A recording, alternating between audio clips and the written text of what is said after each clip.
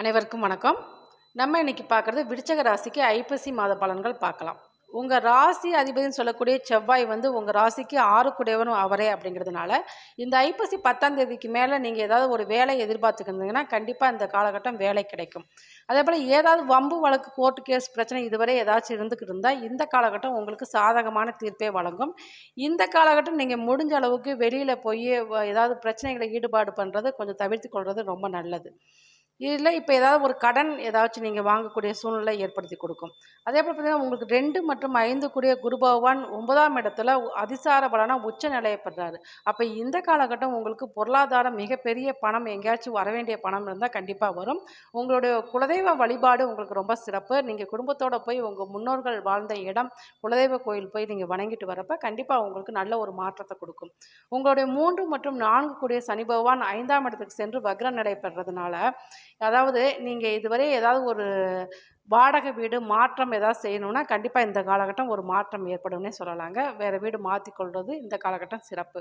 அப்படி இல்லாட்டி நீங்கள் ஏதாச்சும் உங்கள் வீட்டுக்கு பக்கத்துலேயே ஏதாச்சும் ஒரு இடம் ஏதாவது வீடு இதை மாதிரி வாங்கி போட்டுருந்தீங்கன்னா இந்த காலகட்டம் அதுக்கு சேர்ந்த பக்கத்து இடம் உங்களுக்கு விற்பனைக்கு வருது, நீங்கள் வாங்கிக்கோங்க அப்படின்லாம் சொல்லுவாங்க. அப்போ இந்த வாய்ப்பை தவற விடாதீங்க. கண்டிப்பாக அது உங்களுக்கு நல்ல பலன் தான். அப்போ நீங்கள் அந்த மாதிரி கிடைச்சா நீங்கள் வாங்கி கொள்வது நல்லது. அல்லது பூர்வீகத்தில் இந்த காலகட்டம் ஏதாவது சொத்து பிரச்சனை, சொத்து பங்கு பிரிக்கிறது இந்த மாதிரிலாம் ஏற்படுத்தி கொடுக்கும். அதனால் நீங்கள் அதை பயன்படுத்திக்கோங்க. அதே போல் உங்கள் ராசிக்கு 7 மற்றும் 12 கூடிய சுக்கிரன் வந்து உங்கள் ராசிக்கு 11ஆம் இடத்துல ஐப்பசி 15 தேதி வரை நீச்ச நிலை இருந்து அடுத்து 12ஆம் இடத்துக்கு வருவார். அப்போ இந்த காலகட்டம் வந்து உங்களுக்கு திருமணம்ங்கிறது ஒரு பேசி முடித்து நீங்கள் பண்ணுறது உங்களுக்கு சிறப்பான அமைப்பு.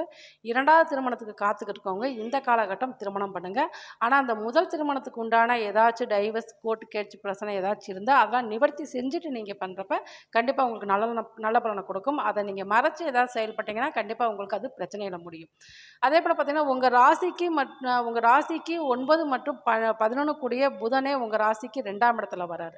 அப்போ 2ஆம் இடத்துல வர்றதுனால இதுவுமே உங்கள் தந்தை மூலயமா உங்களுக்கு நல்ல ஒரு லாபத்தை கொடுக்கும். உங்கள் குடும்பத்தில் நல்ல ஒரு லாபத்தை கொடுக்கும். அதாவது 2வது திருமணத்துக்கு காத்துக்கிறவங்களுக்கும் இந்த காலகட்டம் உங்கள் ஆசைகள் படி நிறைவேறும் அப்படின்னே சொல்லலாம்.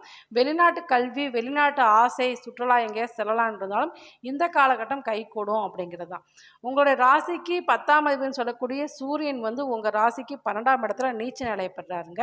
அப்போது நீங்கள் புதிய தொழில் ஏதாச்சும் இந்த காலகட்டம் முயற்சி செய்யணும்னா கண்டிப்பாக நீங்கள் தவிர்த்து கொள்வது நல்லது. இப்போ நீங்கள் வேலைக்கு உண்டான காலகட்டம். நீங்கள் வேலைக்கு மட்டும் முயற்சி பண்ணுங்கள். சொந்த தொழில் எதுவும் நீங்கள் ஆரம்பிக்க வேண்டாம். அப்போ உங்களுக்கு பரிகாரமாக உங்களோட முன்னோர்கள் வழிபாடு தான் உங்களுக்கு நல்ல ஒரு பலனை கொடுக்கும் அப்படிங்கிறதா. நன்றி.